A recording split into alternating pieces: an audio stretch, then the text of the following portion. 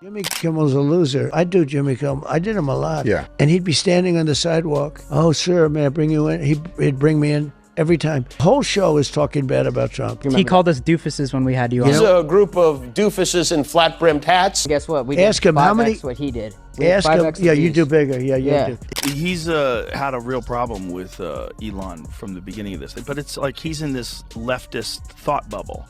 He is in the most leftist thought bubble available, which is Hollywood.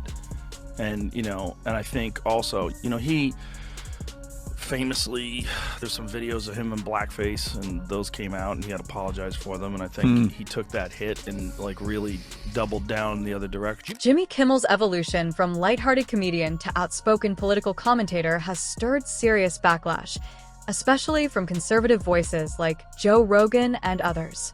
Once eager to host Trump, Kimmel now devotes segments to mocking him, creating a clear shift in tone. Critics argue he lives in a Hollywood echo chamber, out of touch with mainstream America. His past controversies, including resurfaced blackface videos, are seen by some as the reason behind his hard left turn. Instead of owning up and balancing his platform, he's doubled down, alienating viewers who once saw him as just a late-night entertainer, not a political warrior. I struggle to even mention that guy's name. He's such an absolute prick. I can't stand him. But anyway, it's just my thought bubble out loud. We took a look at some of their reactions to the news of Trump's win. Look at this. Hey there. How are you doing? If you watch the show regularly, I'm guessing you're not doing great.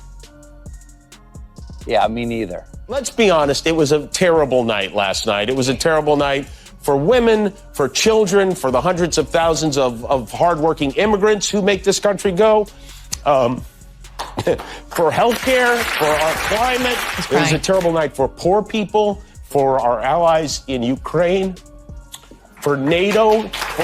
You know how much it costs to produce Jimmy Kimmel's show?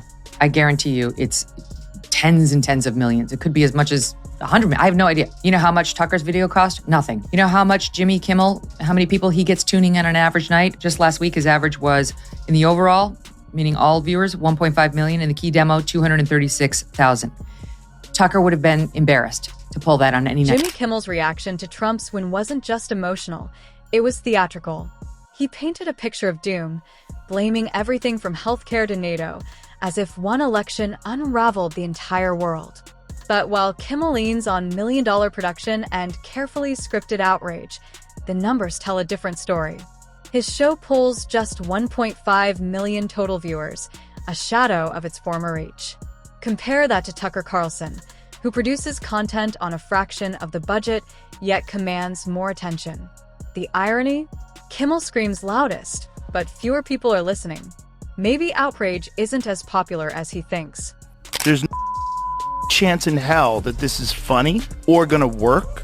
And when you see those flat, corny, late-night monologue jokes with no audience, Colbert, there's Jimmy Kimmel, there's Fallon. What they're doing is just like reading off of a teleprompter. So a bunch of really good joke writers wrote them some stuff, and then they're playing to the audience, and the audience is like laughing, so they get this feedback, and they know how to do that. They stand there, and there's applause signs. And then there's producers. There's the warm-up guy that's literally telling people to clap. They're like, okay, explain to the people. Yeah. Okay, when Jimmy comes out, I want a big round of applause. Late-night comedy has become less about laughs and more about manufactured moments. Jimmy Kimmel, Fallon, they walk out to applause that's been rehearsed, not earned. Behind the scenes, warm-up guys coach the crowd. Applause signs flash, and monologues are delivered like robotic scripts from a teleprompter. There's no edge, no risk, just pre-approved jokes from a team of writers trying to sound bold without crossing a line. What's missing? Authenticity. The magic of spontaneous humor has been replaced with controlled claps and canned laughter. No wonder audiences are tuning out. People crave real voices, not studio puppets. Bristol. And do you know who's going to be hosting the Academy Awards this year? Jimmy Kimmel. Do you know who's worn blackface repeatedly and spoken inner city sort of urban accent saying she needs to darn those socks? Jimmy Kimmel as Oprah, as a fat-suited, black-faced, darning socks Oprah. Now, if you are of the left, that's fine. If you are of the right and happen to just say, hey, people used to wear blackface and nobody freaked out about it. Isn't it wild how double standards work in Hollywood? Jimmy Kimmel, who once wore blackface impersonating Oprah in a fat suit, complete with an exaggerated accent, is now honored with hosting the Academy Awards. If a conservative had done that, their career would have ended overnight. But Kimmel? He gets applause and airtime. This isn't about cancel culture, it's about selective outrage. The same industry preaching inclusion and sensitivity seems awfully forgiving when the offender leans left. Viewers aren't blind, they see the hypocrisy. And every year, fewer of them are buying what Hollywood is trying to sell. Horrified, after yours truly said in 2018 that people used to don dark makeup in order to imitate well-known black celebrities and it wasn't a big deal. Absolutely ate up the performance by Hollywood darling Mr. Kimmel, whose blackface costumes included his oft-repeated bit as basketball star. The hypocrisy is glaring, and people are waking up. In 2018, when someone dared to mention that blackface was once part of entertainment history, the outrage was swift and fierce. Yet Jimmy Kimmel, who didn't just mention it but repeatedly dressed in blackface to impersonate black celebrities like Karl Malone, gets a free pass from Hollywood. Not only was he not canceled, he was celebrated. Why? Because he fits the industry's political narrative. This isn't about accountability, it's about selective forgiveness. And viewers are done pretending not to notice. The double standard isn't just obvious, it's insulting. Now, Tucker's numbers were 3 times what Jimmy Kimmel gets. And Tucker's little basement video that he did from clearly like his cabin that he broadcasts out of Maine in literally has 21 million views. Okay? 21 million views. Whereas, as I point out, on ABC, a massive network that comes into your home for free that you have to make no effort to find, at best, Jimmy Kimmel can get 1.5 million. He needs to have a little self-perspective before going out there and hurling these insults because he looks a little... The contrast couldn't be clearer, and it's downright embarrassing for Jimmy Kimmel. While he sits on a massive network like ABC, backed by million-dollar budgets, studio lights, and writers' rooms, he's barely pulling in 1.5 million viewers.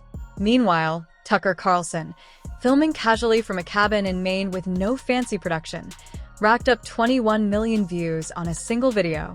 That's not just a gap in numbers, it's a gap in relevance. Kimmel, who once ruled late night, now seems out of touch and overproduced. Worse, he keeps hurling political insults without realizing his own dwindling influence. Maybe it's time he stopped mocking others and took a good look in the mirror. Because no amount of applause signs or network backing can hide the fact that America is tuning out. The real conversation? It's happening far from the studios, and Kimmel's not even in the room anymore. The problem with that kind of stuff is it continues to go in the same direction where more and more things become forbidden and toxic, to the point where, you know, the Elon Musk joking around about my pronouns are prosecute Fauci. Jimmy Kimmel made a tweet back to him. He said, your pronouns are ass and hole, which is pretty funny. But then... Did he really? Yes. And so then I read that, and there was people saying, please don't joke about pronouns. It's transphobic to joke about pronouns. So they were chiding him. The problem with today's cultural climate is that humor, especially around sensitive topics, is being systematically stripped of its edge. What started as well-meaning social awareness has turned into an over-policed landscape where even comedians are walking on eggshells. When Elon Musk tweeted, "My pronouns are prosecute/Fauci," it was clearly tongue-in-cheek. Jimmy Kimmel fired back with, "Your pronouns are ass and hole," a line many found genuinely funny. But instead of laughter, a flood of outrage followed.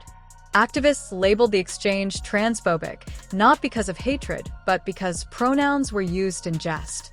And that's where things get concerning. When even professional comedians can't joke about public figures, culture, or irony without being dogpiled, what's left of comedy? Satire dies when everyone takes themselves too seriously. If every joke is a potential landmine, creators won't just stop joking, they'll stop speaking. The Kimmel-Musk exchange wasn't hateful, it was classic roast humor. But the reaction proves we're sliding toward a place where context no longer matters. Intent is ignored. The punchline is criminalized.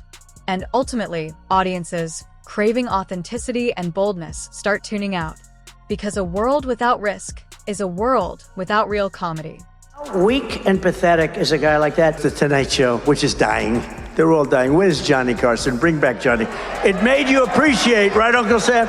It made you appreciate the greatness of Johnny Carson. I go on a show, and he goes, "Is that your real hair?" I said, "Yeah." He said, "Do you mind if I mess it up?" So he grabs it, and he starts really going crazy, right?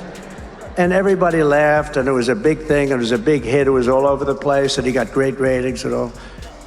And 6 months later, he went out because he was under pressure to apologize because he humanized Donald. And that's the difference between what late night used to be and what it's become. Back in the day, someone like Johnny Carson could joke with anyone left, right, famous or infamous, and people laughed together. There was no fear, no mob waiting to cancel a comedian for being too friendly with the wrong guest. When Carson playfully messed up Trump's hair, it was a light, human moment. The audience loved it. The ratings soared. But just months later, the host faced pressure, not because he said something offensive, but because he humanized someone the media decided was off limits. That's how far we've fallen. Today's late-night hosts, whether it's Kimmel, Fallon, or Colbert, don't dare cross that line. Not because they lack talent, but because they lack freedom. They serve the narrative, not the audience. And as the laughter fades and viewership plummets, we're left asking, where's the courage? Where's the authenticity? Johnny's gone. The real laughs are gone. And until someone breaks the script and starts treating viewers like thinkers, not just political targets, we'll keep tuning out. Because real comedy doesn't apologize for connection. It celebrates it. Thanks for watching. Don't forget to like, share, and subscribe if you still believe comedy should be free. Microphone United States.